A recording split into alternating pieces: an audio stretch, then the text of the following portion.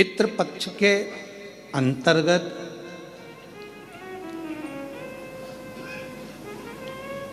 अगर पितरों की प्रसन्नता का ध्यान रखा जाता है तो उसमें सबसे मूल होता है गाय का गोबर की अलोनी जो बनाते हो, कंडा गोबरी, और उस गोबरी में उस कंडे पर जलाने के बाद उसमें घी और गुड़ या शक्कर मिलाकर उसकी धूप देना, ये बड़ा मूल। क्यों महाराज? शिव महापुराण की कथा कहती है अन्न 5 रात्रि तक हमारे शरीर के अंदर रहता है। कितने रात्रि? 5 रात्रि। दूध 7 रात्रि तक हमारे शरीर में रहता है और दही 20 रात्रि तक हमारे शरीर में रहता है। केवल एक घी गौ माता का ऐसा होता है जो 1 महीने तक हमारे शरीर में रहता है। इसलिए सनातन हिंदू धर्म में, हमारे सनातन धर्म के अंतर्गत श्राद्ध पक्ष में 16 दिन गाय का गोबर का जो कंडा होता है गोबरी, उस कंडे को जलाकर उसके अंदर घी और गुड़ का धूप दिया जाता है और वो धूप हमारे पितरों की तृप्ति का केंद्र बनता है। तृप्ति का। कई लोग कहते हैं गुरुजी ये धूप देना जरूरी होता है क्या? पितरों के लिए क्या कंडा जलाकर गोबरी जलाकर उसमें घी शक्कर या घी गुड़ छोड़ना जरूरी होता? जरूरी है। हम तो हमेशा कहेंगे चाहे तुम बड़े मल्टी में रह रहे हो, मॉल में रह रहे हो, तुम्हारा मन जहां तुम वीआईपी में रह रहे हो, तो भी प्रयास करा करो कि 16 दिन में 1 दिन आप धूप जरूर दें। बहुत जरूरी।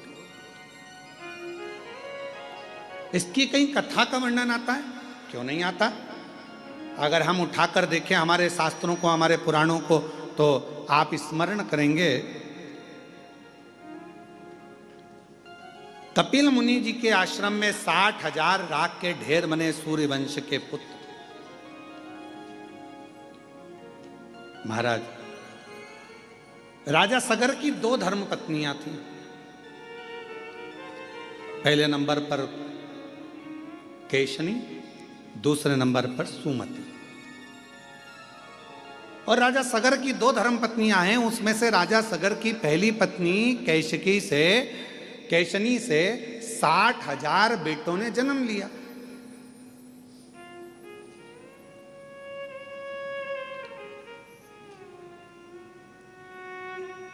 अब कई लोगों के मन में एक प्रश्न खड़ा हो जाता है, गुरु जी एक बच्चे को नारी जन्म देती है तो उसकी स्थिति क्या रहती है, और आप कह रहे हो कि 60,000 पुत्र को जन्म।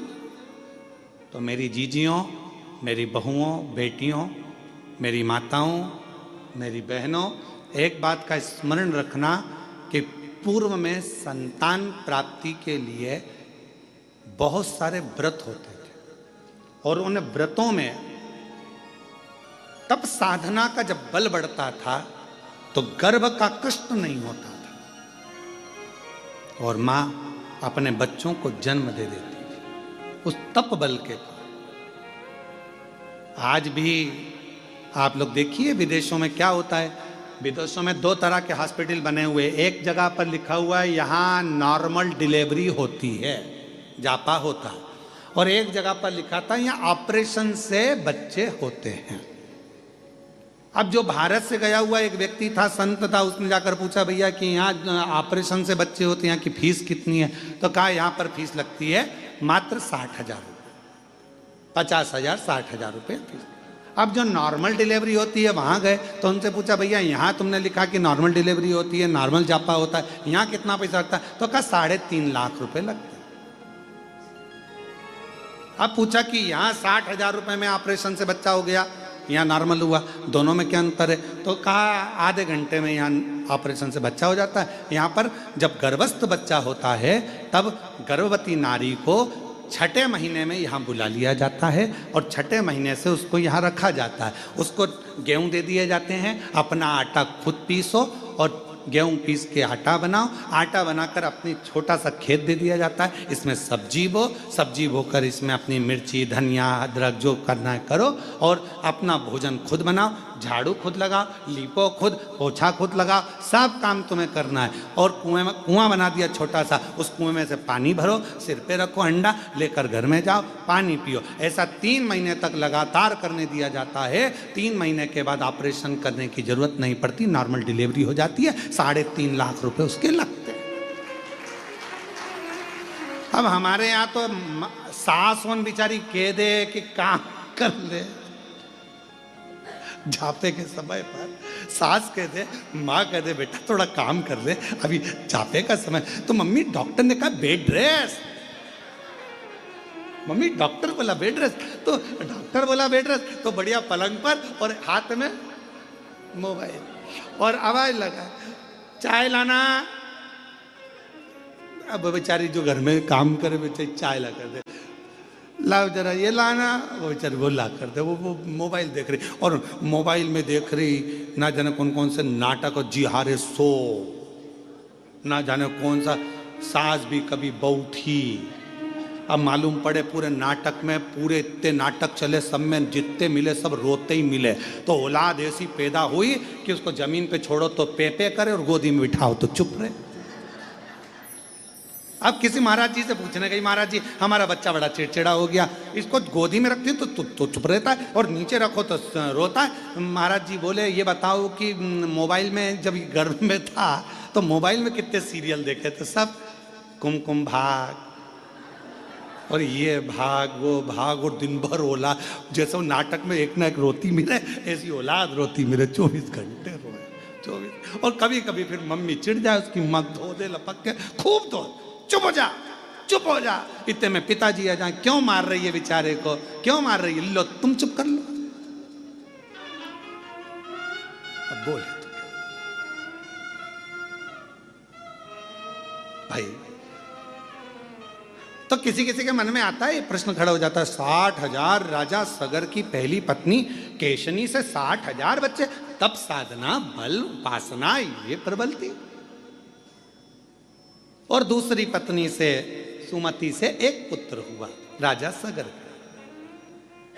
समय आया, राजा सगर ने एक यज्ञ रखा अश्वमेघ। उस अश्वमेघ यज्ञ के घोड़े को इंद्र चुरा कर ले गए और उनको कपिल मुनि के आश्रम में बांध दिया।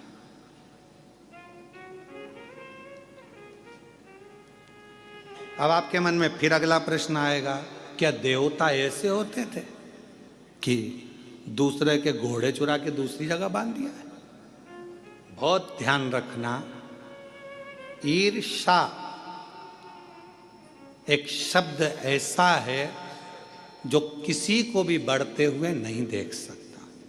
आप उन्नति की सीढ़ी पर चढ़ोगे, आपको वो देख नहीं पाएगा। ईर्षा,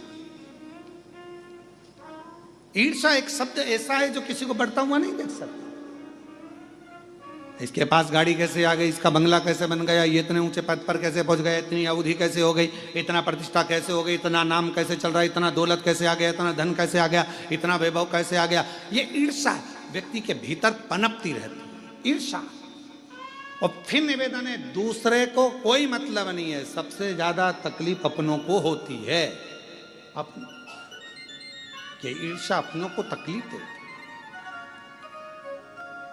तो क्या करना चाहिए? लोग जलेंगे, ईर्षा करेंगे, तो क्या हम गाड़ी में नहीं घूमें? लोग जलेंगे, ईर्षा करेंगे, तो हम क्या खाना नहीं खाएं? लोग जलेंगे, ईर्षा करेंगे, तो क्या हम कथा नहीं सुने? आप रोज रोज कथा सुन लो। अभी अभी आस्था चैनल वाले एक कोई दिखाएं बार बार बार बार, हमारे को छोड़ के एक को दिखाए, और तुम घर पे जाके जब आस्था चैनल पर कथा सुनना चालू करो और उसमें बताओ इसी इसको दिखा रहा, मेरे को दिखाया नहीं, मैं तो बैठी थी आगे बैठी और मुझे दिखाया ही नहीं, तो भीतर ईर्ष्या आ जाए। ईर्षा बड़ी विचित्र होती है, बड़ी विचित्र।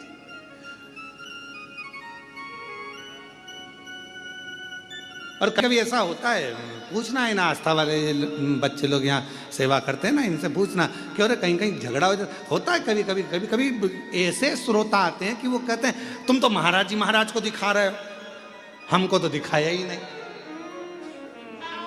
कई बार ऐसा भी हो जाता है। अब ईर्षा, इंद्र ने घोड़ा लिया अश्वमेध यज्ञ का, उसको कपिल मुनि के आश्रम में बांध दिया।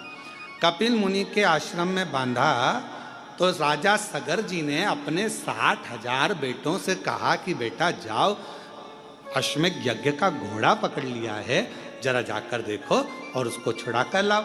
60,000 पुत्र राजा सगर के चले और राजा सगर के पुत्रों ने सब जगह पर अश्वमेध यज्ञ के घोड़े को ढूंढना प्रारंभ किया।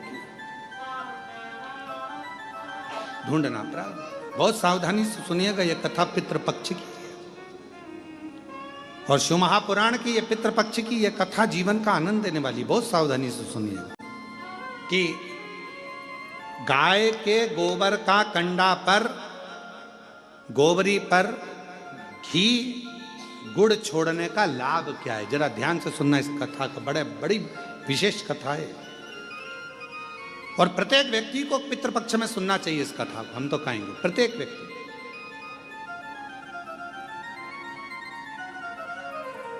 अश्वमेध यज्ञ के अश्व को ढूंढने के लिए चले। अब जगह जगह ढूंढते रहे पर मिला नहीं। आखिरी में कहीं सूचना मिली कि कपिल मुनि के आश्रम में 60,000 जो पुत्र थे वो पहुंच गए और ये मालूम पड़ा कि कपिल मुनि के आश्रम में वो अश्वमेध यज्ञ का अश्व बंधा हुआ है। इन्होंने जाकर क्या देखा कि कपिल मुनि तो तप कर रहे, साधना कर रहे हैं, उपासना कर रहे हैं।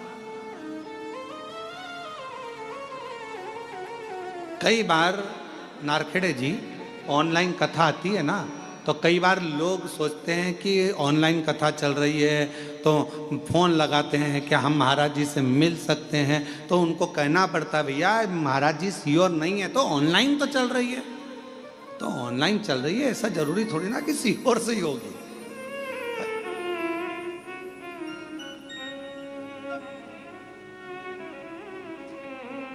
अब ऑनलाइन कथा कहाँ से हो रही, तो ये बताना कृष्णेश्वर धाम में बेरुल से हो रही है, पर निवेदन है तुम मत आना। निवेदन तुम अपने अपने घर से सुनना।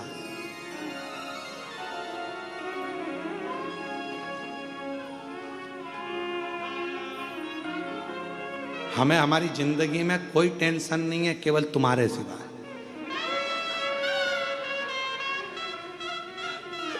एक टेंशन भारी है, एक सूचना मिल जाए कि यहां कथा हो रही है, जैसे शक्कर का डब्बा चीटी सूंघती आ जाती है वैसे लोग पहुंच जाते हैं।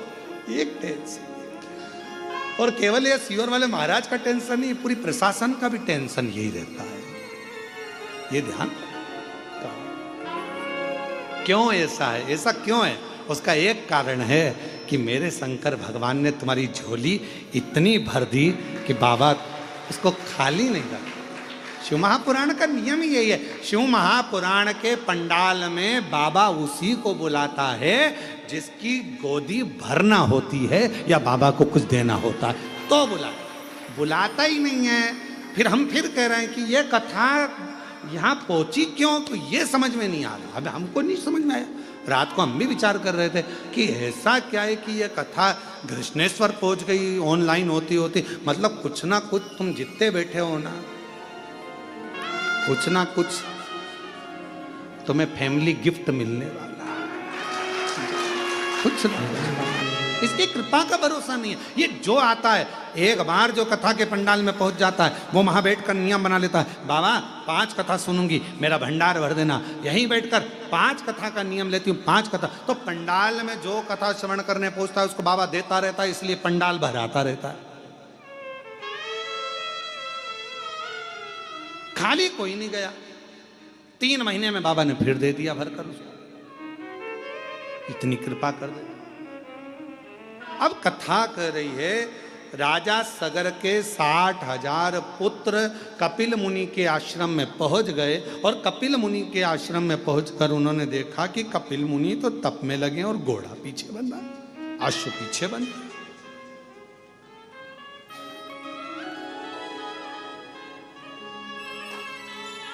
अश्व पीछे। कई बार ऐसा होता है, कोई तप करने बैठता है, आंख बंद करके भजन करने बैठता है, तो ऐसा लगता है कि ये तो बेवकूफ बना रहा। नेत्र बंद है, साधना में डूबा हुआ है, भजन में डूबा हुआ है, स्मरण में डूबा हुआ है। नहीं भाई, वो कहीं ना कहीं उसको भक्ति खींच ली है, शिव की भक्ति ने उसको पकड़ लिया, शंकर की भक्ति, शिव भक्ति।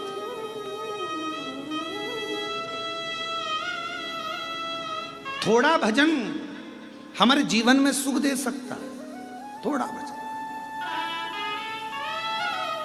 जरूरी नहीं कि कोई 4 घंटे बैठकर भजन करे तो हमें 4 घंटे बैठकर भजन करना है, कोई 8 घंटे भजन करे तो हमें 8 घंटे भजन करना है। एक बड़ा सुंदर चरित्र है, जापान में एक साबुन की फैक्ट्री खुली, साबुन की फैक्ट्री खुली तो उसमें उन्होंने साबुन बनाए तो साबुन बनाते बनाते कई साल निकल गए, और सालों निकलने के बाद में साबुन की फैक्ट्री में से कोई एक साबुन ऐसा था जिसमें साबुन ही नहीं अंदर था, और खोखा खोखा चले गया। मार्केट में वो खोखा बिक गया, ग्राहक ने खरीद लिया, खरीदा तो उसमें साबुन नहीं था, ग्राहक ने केस लगा दिया, हमने साबुन खरीदा और इसमें साबुन नहीं निकला। केस लगा तो 60 लाख रुपए उसको जुर्माने के देना पड़े साबुन फैक्ट्री वाले। कितने रुपए दिए हैं? 60 लाख। 60 लाख रुपए जब जुर्माने के दिए उसको साबुन फैक्ट्री वाले को, 6 लाख रुपए जब जुर्माने के दिए साबुन फैक्ट्री वाले ने उस साबुन वाले को, तो साबुन फैक्ट्री के मालिक को लगा कि ऐसे तो अपने को दिवाला लग जाएगा, एक आध भी साबुन गड़बड़ हुआ तो हर बार केस लगेगा, करें क्या। तो इतने में उसने सोचा कि एक काम करता हूँ, एक एक्सरे मशीन लेके आता हूँ, साबुन का एक्सरे करेगी, कोई ऐसी मशीन लाऊं जिससे वो एक्सरे में मालूम पड़ जाए कि साबुन भरा है कि खाली है। उसने एक्सरे मशीन बुलवाई, 3,82,00,000 रुपए की एक्सरे मशीन उस समय पर जापान में उन्होंने लगाई। अब वो एक्सरे मशीन से साबुन देखे जाते और फिर निकाले जाते। अब यही कि यही उत्तर प्रदेश में हो गया, एक साबुन फैक्ट्री में उनका भी साबुन खाली निकल गया। साबुन खाली निकला तो साबुन फैक्ट्री के मालिक ने विचार कर अब क्या करें, पति रात को सो नहीं पा रहा था, नींद नहीं आ रही थी। इतने में पत्नी बड़ी समझदार थी, पत्नी ने पूछा क्या हुआ, कि एक साबुन खाली निकल गया और केस लगाए। अब साबुन खाली ना निकले उसके लिए जापान में तो एक्सरे मशीन लगाई थी, 3 करोड़ से ऊपर की आई थी। अब मैं उत्तर प्रदेश का रहने वाला, मैं क्या लगाऊं। पत्नी बोली फालतू की बात मत करो, एक अच्छा सा पंखा खरीद लो और साबुन जहां से निकल कर जाता है वहां लगा दो, खाली होगा तो उड़ जाएगा।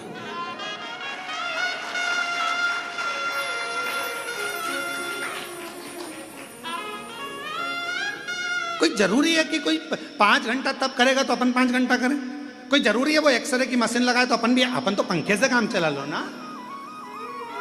पंखा लगा दो, लिफाफा यहां से जाएगा, भरा होगा तो निकल जाएगा, खाली होगा तो उड़ के उधर चले जाएगा, उसमें क्या टेंशन।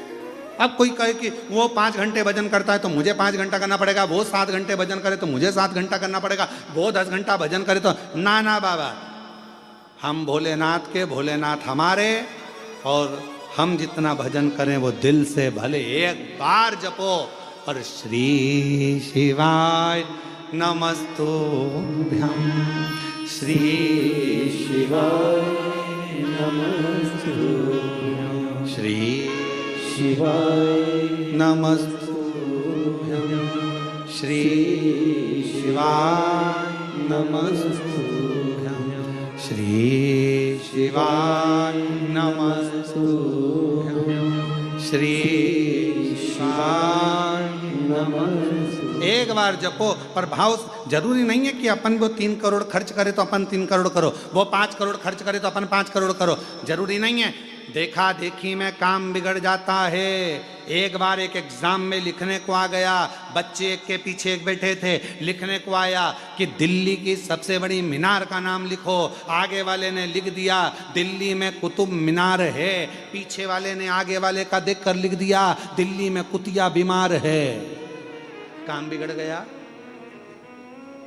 देखा देखी में काम बिगड़ जाता है। देखा देखी मत करो।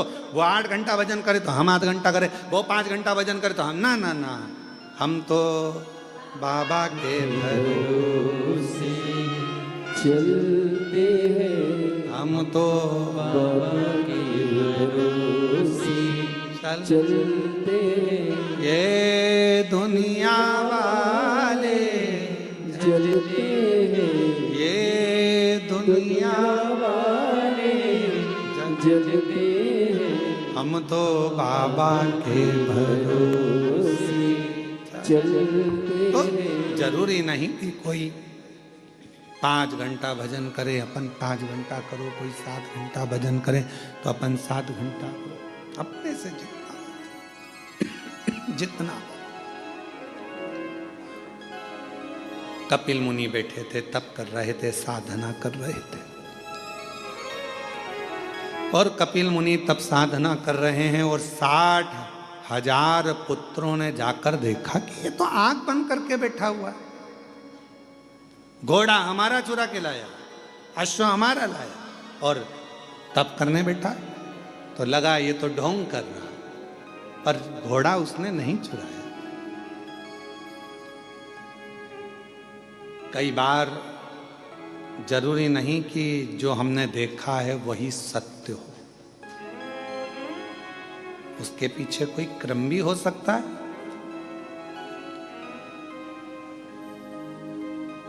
कोई जरूरी नहीं कि जो हम देखे हैं वो सत्य है। कई बार हम ये भी सोचते हैं कि हमने ये सब सुना है, तुमने आकर देखा, वहां तुमने आकर देखा। अभी कावड़ यात्रा हुई सीहोर में, उड़ा दिया खूब रुद्राक्ष, ऐसा हुआ, रुद्राक्ष वितरण हुआ तो उसमें भगदड़। अरे भाई, सीहोर कुबरेश्वर धाम का नियम है, कावड़ यात्रा में 2 दिन पहले रुद्राक्ष वितरण बंद होता है, पीछे के 5 दिन तक बंद रहता है। रुद्राक्ष महोत्सव जब सीहोर में होता है तो 1.5 महीने रुद्राक्ष वितरण बंद रहता है। दीपावली पर जब खजाना वितरण होता है तब 2 दिन तक रुद्राक्ष वितरण बंद होता है। गुरु पूर्णिमा का दिन होता है तो रुद्राक्ष वितरण बंद होता है। तो वहाँ भगदड़ होगी कहाँ से? अब वो तो कोई बीमार है, कोई तकलीफ में है, कोई कष्ट में है, किसी को दमा हो गया, श्वास चली गई, किसी को अटैक आ गया, ऐसे किसी के प्राण छूट जाए तो लोगों को बदनाम कुबेरेश्वर धाम को करना है। और बदनाम बाबा, आई मृत्यु जाना पड़ेगा, चाहे आप हो चाहे हम हो। जहां जिसकी लिखी है उसको वहां जाकर परमात्मा से मिलना पड़ेगा। और अंत समय प्रभु आना पड़ेगा, वचन दिया तो निभाना पड़ेगा। आए नाई प्रभु कुटुंब कबीला, अंत समय प्रभु आना पड़ेगा, वचन दिया तो निभाना पड़ेगा। अंत समय प्रभु आना पड़ेगा। जो दिया अंत समय, तो जहां आया वहां जाना ही है, कोई रोक नहीं सकता, कोई नहीं रोकेगा।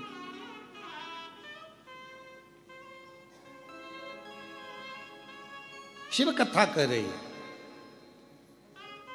लग रहा है कि कपिल मुनि, अब तुमने देखा क्या 60,000 उन पुत्रों ने क्या देखा कि घोड़ा इन्हीं क्या बंधा है और ये आंख बंद करके बैठे। इनको तो मालूम नहीं कि इंद्रदेव ने चुराया और यहां लाकर बांध दिया, इनको तो ये मालूम ही नहीं है। इन्होंने तो जो देखा उसी को सत्य मान लिया। आपने जो अखबार में पढ़ा उसको लोग सत्य मान लेते हैं, जो सोशल मीडिया पे देखा उसको सत्य मान लेते हैं। उसको समझो तो, जाओ तो, देखो तो कि सत्य क्या है। आज का जमाने में सत्य को तो बहुत नीचे दबा दिया जाता है और असत्य को प्रकट कर दिया जाता है। आज के जमाने में सत्य को कौन दिखा रहा है?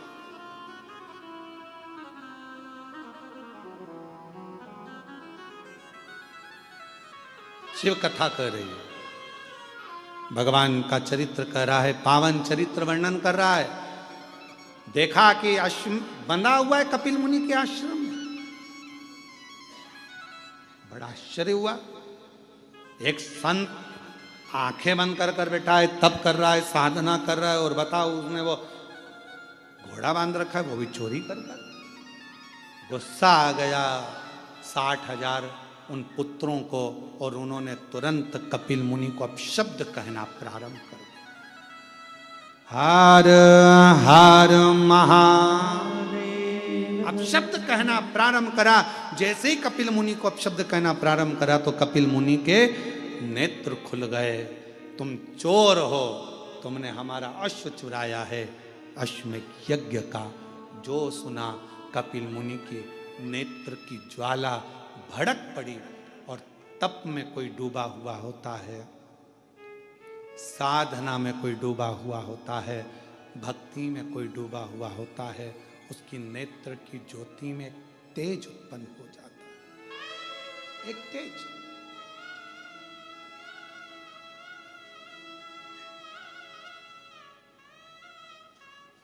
एक तीव्रता आ जाती है।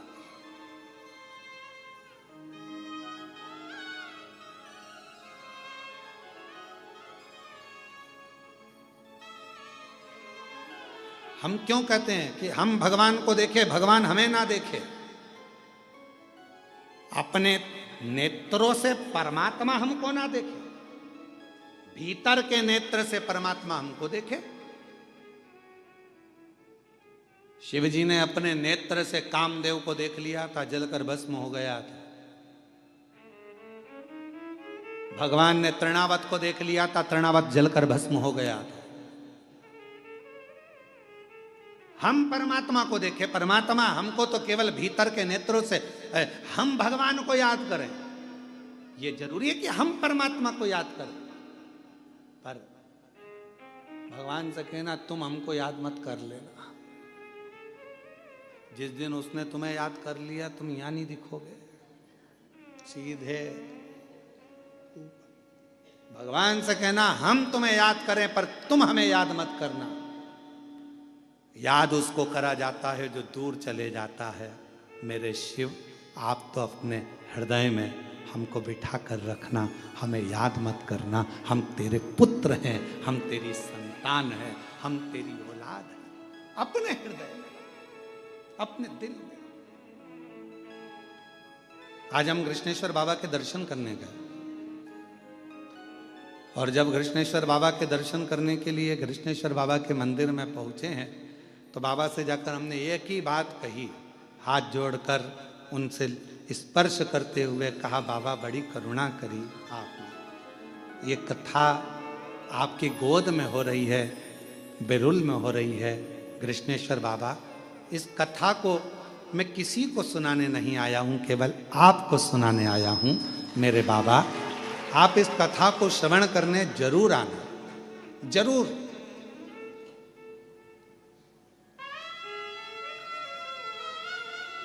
आप इस कथा को श्रवण करने जरूर आना।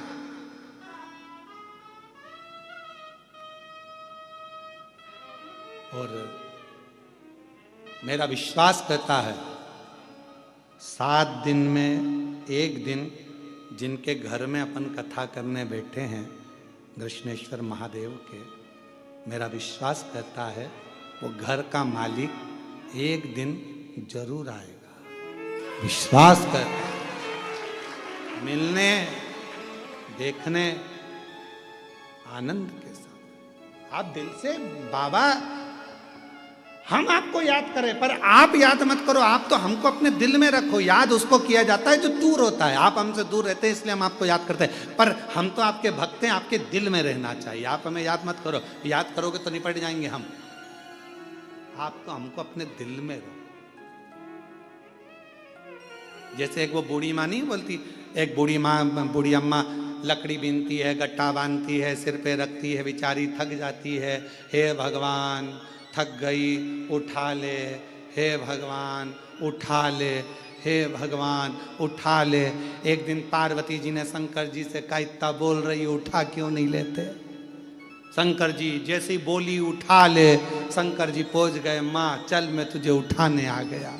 इतने में बूढ़ी माँ बोली, मैं मेरे को उठाने की नहीं बोल रही, मैं तो बोल रही लकड़ी का गट्ठा उठा ले। मैं मेरी थोड़ी। शंकर भगवान ने पार्वती जी से कहा, पार्वती आज के बाद कभी नहीं आऊंगा। देख ले इतना चतुर मनुष्य है, इतना चतुर। ट्रेन की सीट पर माताएं अपना कब्जा जमाती हैं, लड़ती है, झगड़ती है और ट्रेन की सीट पे बैठी रहती है। और जब उसके 4-5 बैग होते हैं ना, तो उनको उतारने का जब समय आता है ना, तो जिससे झगड़ा हो रहा था ना उसको, भैया प्लीज हेल्प करोगे? थोड़ी सी हेल्प कर दो भैया, इनको बैग को वहां तक दे दोगे? अब भैया बैग को लेके दरवाजा तक पहुंचा। उसके बाद भी भैया, वो तो छोटा सा हैंड बैग टांग के खड़ी, सिर्फ भैया प्लीज नीचे भी रख दो ना। भैया बेचारा भैया में फंस गया, उतार के नीचे धर दिया।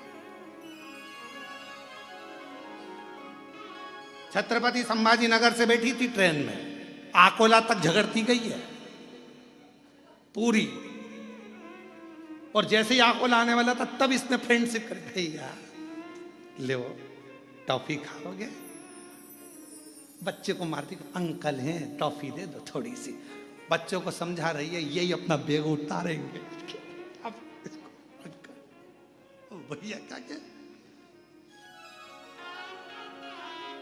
जरूरी थोड़ी ना। देखे सो 60,000 राकर दृष्टि भगवान से मत कहो कि भगवान आप हमें याद करो। भगवान से कहो आप तो आपके दिल में बसे, बस इतनी कृपा करो। याद उसको किया जाता है जो दूर होता है, जो पास में होता है उसको कौन याद करता? कौन याद?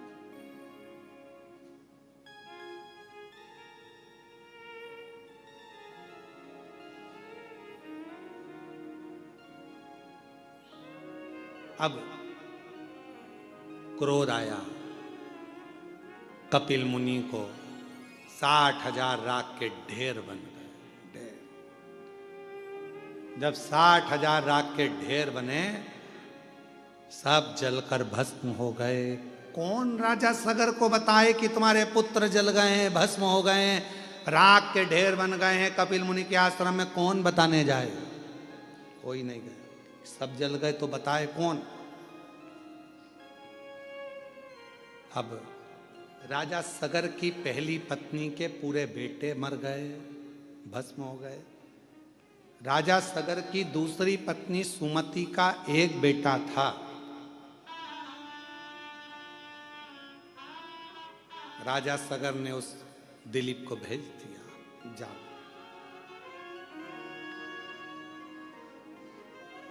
तुम्हारे भाई भी लौट कर नहीं आए, ना जाने कहां चले गए। जाकर पता करो अश्वमेध यज्ञ का अश्व कहाँ है, तुम्हारे भाई ढूंढने गए हैं, देखो जाकर पता करो। जाओ जल्दी से, जरा मालूम कर कर आओ।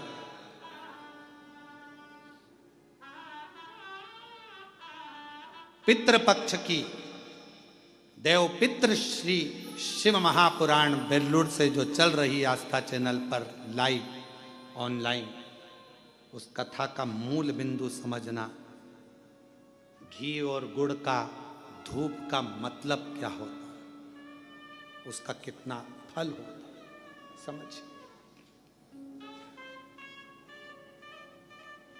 ढूंढ रहे हैं, राजा सगर के पुत्र दिलीप ढूंढ रहे हैं, पर ना 60,000 भाई मिल रहे हैं, ना अश्वमेध यज्ञ का अश्व मिल रहा नहीं। तब आखिरी में ढूंढते ढूंढते वशिष्ठ ऋषि के पास राजा दिलीप पहुंच गए, हाथ जोड़कर प्रार्थना करी, गुरुवर ढूंढते ढूंढते मैं थक गया, ना अश्व मिला, ना मेरे 60,000 भाई मिले, कृपा करी। ना मेरे भाई मिल रहे हैं 60,000, ना अश्वमेध यज्ञ का अश्व मिल रहा है, आप करुणा करें, आप कृपा करें, आप दया करें, कुछ तो करिए बाबा, कृपा करिए बाबा। वशिष्ठ बाबा ने नंदनी गाय को बुलाया, नंदनी गाय को बुलाकर दिलीप के सामने नंदनी गाय के दूध को धोआ, दूध का घी बनाया और घी बनाकर उसको नंदनी गाय के गोबर के कंडे को बनाकर थापकर उस गोबरी को सुखाकर उसको जलाकर उसमें गाय का घी और थोड़ा सा गुड़ डालकर उसका धूप निकाली और राजा दिलीप से कहा, दिलीप ये गाय का घी का धुआं जहां जाए इसके पीछे जा, ये वहीं जाकर रुकेगा जहां पर वो अश्वमेध यज्ञ का अश्व होगा और तेरे 60,000 भाई जहां होंगे वहीं रुकेगा, वहीं। कई लोग कहते पितृपक्ष में घी गुड़ घी शक्कर गोबरी पर कंडे पर जलाकर क्यों छोड़ना, क्यों? कई लोग कहते मम्मी ओल्ड हमारे को हम नहीं करेंगे मम्मी, हम नहीं, क्यों? वशिष्ठ बाबा ने कहा ये धुआं, इस घृत का धुआं वहीं जाकर रुकेगा जहां तेरे 60,000 भाई होंगे, ये घृत का धुआं वहीं जाकर रुकेगा जहां पर वो अश्वमेध यज्ञ का अश्व होगा। और मेरी जीजियों, मेरी बेटियों, मेरी माताओं, मेरी भाभियों, मेरी बहुओं, मेरे भाई, मेरे बहन, मेरे जीजाओं, मेरे पिता तुल्य बुजुर्ग जन, मेरी माताओं, श्राद्ध पक्ष में अगर थोड़ा सा भी कंडे को जलाकर गाय के गोबर को सुखाकर उसका कंडे पर अगर थोड़ा सा घृत गाय का घी और गुड़ दिया है तो उसका धुआं तुम्हारे घर से निकलकर आपके पूर्वजों तक पहुंच ही जाता है, उस धूप का फल पहुंच, वो धूप का फल पहुंचता। हे राजा दिलीप जाओ, इस धुएं के पीछे पीछे जाओ। राजा दिलीप चल दिए, धुआं आगे। और हमारे यहां शिव महापुराण में तो धुएं की बड़ी महत्वता है, क्योंकि भगवान शंकर का नाम ध्रुमवान है और माता पार्वती का एक नाम ध्रुमावती है। आज भी दतिया में, जबलपुर के पास धूमा गांव में मां ध्रुमावती माता के दर्शन होते। शिव जी का एक नाम ध्रुम है, ध्रुमवान।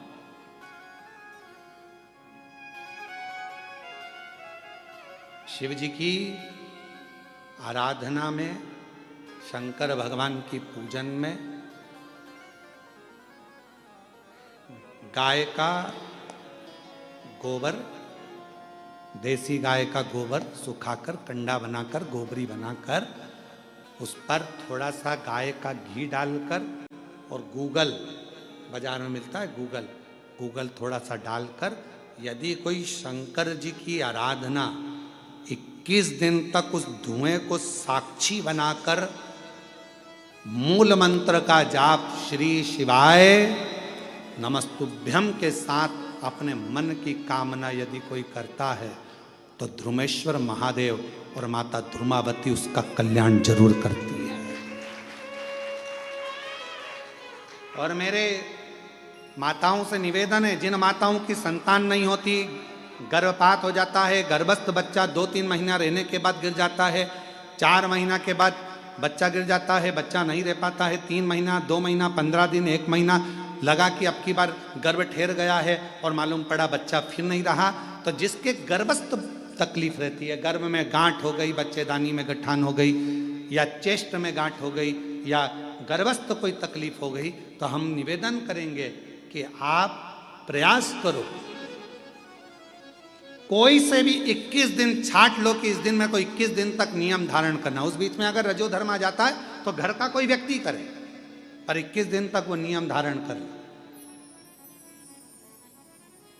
देसी गाय का गोबर का कंडा, गोबरी सूखी हुई, उसको छोटा सा टुकड़ा जला लो, जलाकर उसको एक छोटे से दिया पात्र जो भी हो उस पात्र में रखकर देसी गाय का घी थोड़ा डालकर, गूगल डालकर उस धुएं की लो में एक ज्योति को प्रकट कर कर, अर्थात एक दीपक उसके सामने प्रकट कर कर, और श्री शिवाय नमस्तुभ्यम का जाप कहकर पंचाक्षर मंत्र नमः शिवाय, षडाक्षर मंत्र ओम नमः शिवाय या मूल मंत्र अपने गुरु का कोई स्मरण कर कर जब आप उस ध्रुमेश्वर महादेव के सामने ध्रुमावती की साक्षी में कुछ मांगोगे तो वो पूर्ण जरूर करता है, पूर्ण जरूर।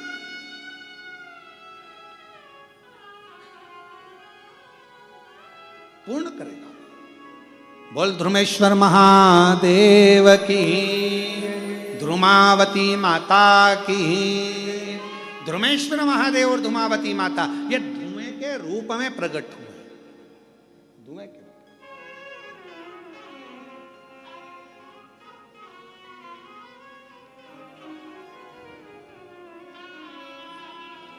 कुबेरेश्वर धाम कौन कौन गए? जरा हाथ उठाओ जरा, सब लोग गए हो? संध्या की आरती के दर्शन किए हैं आप लोगों ने? संध्या की आरती के अगर दर्शन करे हो तो वहां पर पहले गूगल की धुनी दी जाती है। शिव जी की आरती जब होती है तो उसमें धुपाड़ा लगाया जाता है, उसमें गूगल छोड़ा जाता है, धूप छोड़ी जाती है, और उस धुएं की साक्षी में प्रथम आरती धूप की मेरे शंकर भगवान की, उसके बाद में फिर दीप आरती।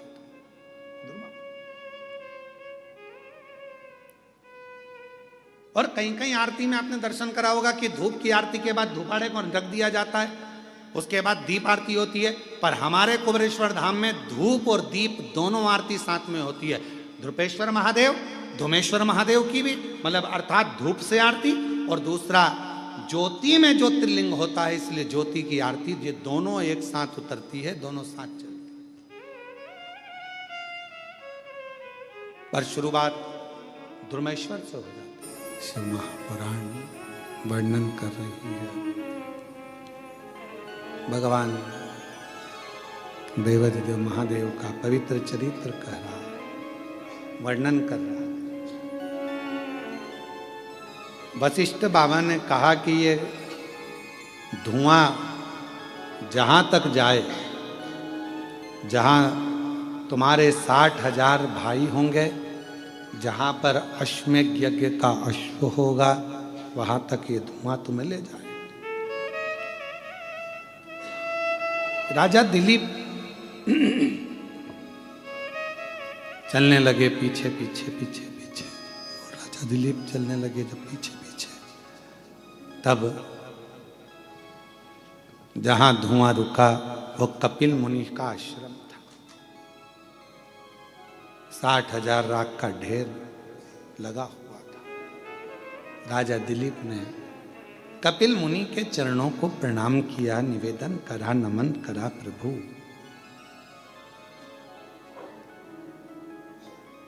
ये राख के ढेर कौन है? कहा राजन ये तुम्हारे भाई हैं 60,000।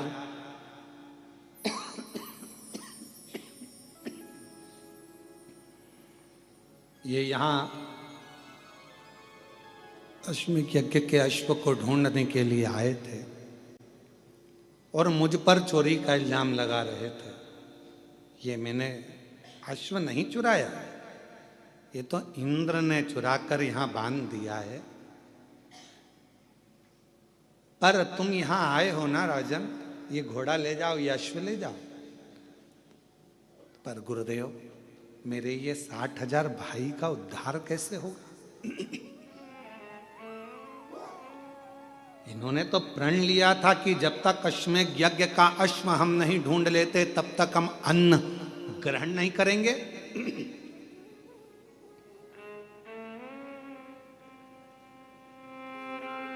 ढूंढते ढूंढते इन्होंने यहाँ पर आए और इनके प्राण चले गए तो भूखे भी थे, प्यासे भी थे, कुछ भाग नहीं लिया। इनकी तृप्ति कैसे होगी, मुक्ति कैसे होगी?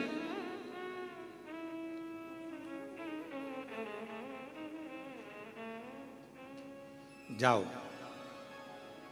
जब पृथ्वी पर मृत्यु लोक पर गंगा मैया आ जाए, तुम लेकर आ जाओ और वो गंगा का जल इनको तार दो। पर गंगा जल नहीं आए जब तक तो इनका मुक्त होना, मोक्ष होना, इनका अन्न भाग, इनका भोजन, इनकी तृप्ति कैसे होगी?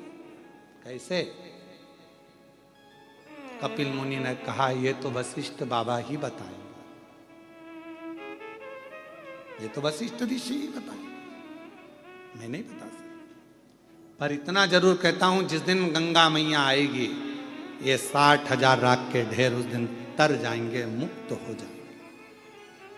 दिलीप चले वशिष्ठ बाबा के पास में पहुंचे कि ये जो तुमने गाय का घी छोड़कर, गुड़ छोड़कर जो धुआं दिया था, वो शिवजी ने, वो धुमेश्वर ने हमको मार्ग तो बता दिया धुएं ने, पर मेरे भाई जो 60,000 राख का ढेर बन गए वो भटक रहे होंगे, क्योंकि उन्होंने संकल्प लिया था जब तक अश्व ना ढूंढे तब तक हम कुछ ग्रहण ना करें, भूखे होंगे, प्यासे होंगे। वशिष्ठ ऋषि ने कह दिया तुम चिंता मत करो, ये गौ माता के घृत से जो धुआं निकला है ये वो पितृलोक में जाएगा, जहां तुम्हारे 60,000 नहीं, जितने जितने तुम्हारे सूर्य वंश के भी जितने पूर्व के तुम्हारे पितृ विराजमान हैं, उनको ये धुआं ही तृप्ति प्रदान कर देगा और उनको भूख नहीं लगने देगा, और वो वर प्रदान तुम्हारे ऊपर करेंगे, वर देंगे तुम्हें। और मैं आज वचन देता हूं, वशिष्ठ जी कहते हैं मैं वचन देता हूं आज, जिसके घर में, आंगन में गाय के गोबरी पर, कंडे पर गौ माता के ही घृत से जो धुआं प्रकट होगा वो पितरों की तृप्ति देगा, पूर्वजों की तृप्ति देगा। उसके पितर भूखे नहीं रह सकते, उसके पितर भटक नहीं सकते, वो कभी इधर उधर भटकेंगे। कई लोग कहते हैं कि हमारे यहाँ पितृदोष लग गया, पितृदोष लग गया, कोई ने कहा ये दोष लग गया, कोई ने कहा वो दोष लग गया। शिव महापुराण की कथा, राजा भागीरथ का चरित्र, दिलीप का चरित्र, राजा सगर का चरित्र, 60,000 उन पुत्रों का चरित्र वर्णन कर रहा है कि जरा से धूप से दिए हुए जरा सी घी की आहुति से पितरों को तृप्ति मिल जाती। पितरों देना चाहिए। महाराज फिर निवेदन करूं आपको, अन्न कितने रात्रि रहता है शरीर में? 5। दूध कितनी रात्रि रहता है? 7 रात्रि शरीर में रहता है। दही कितनी रात्रि शरीर में रहता है? 20 रात्रि दही हमारे शरीर में रहता है। और गौ माता का घी यदि हमारे शरीर में थोड़ा भी पहुंच जाता है तो वो 1 महीने तक निवास करता है। उसी तरह गाय का घी जब गोबरी में छोड़ा जाता है, कंडे में छोड़ा जाता है, अग्नि में छोड़ा जाता है, तो वो वायुमंडल में 1000 वर्ष तक निवास करता है। और वो घृत हमारे जीवन को आनंदित, क्यों यज्ञ क्यों होते हैं? यज्ञ क्यों कहते हैं गाय के घी से यज्ञ करो, आहुतियां दो, हवन करो, क्यों कहते?